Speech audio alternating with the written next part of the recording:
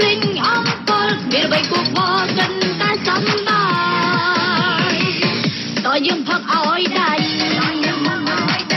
លើកកែវផឹកឲ្យដាច់ហើយទីពេលនេះគឺតែសំណាច់ចិនជុំគិតជុំពណ៌ជុំនឹងនឹងអត់ដល់បាត់កែវគុំតរងទៅតឹងគុំមកគេថារហូតដល់មុងយើងផឹងទៅលើកផឹកដាច់ដាច់ប៉ាន់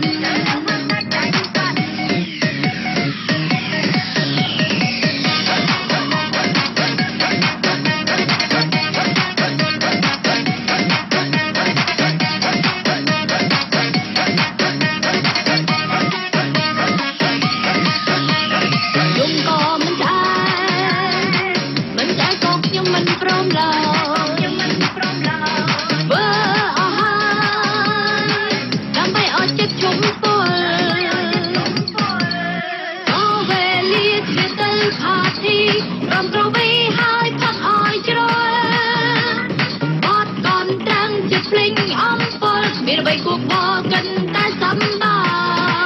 យតើយើងផឹកឲ្យដាច់លើកកែវផឹកឲ្យដាច់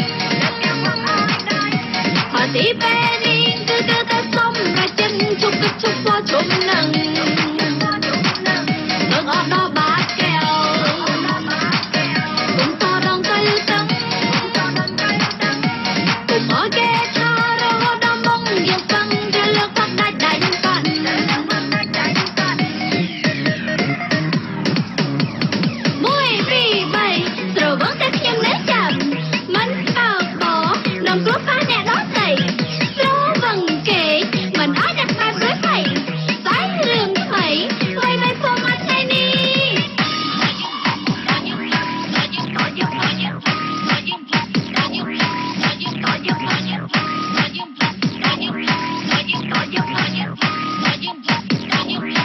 យើងផឹកឲ្យដាច់លើកកែវផឹកឲ្យដាច់ហើយទីពេលនេះគឺតែសំណាច់ចិនជុំគិតជុំពណ៌ជុំនឹងមើលអត់ដល់បាត់កែវ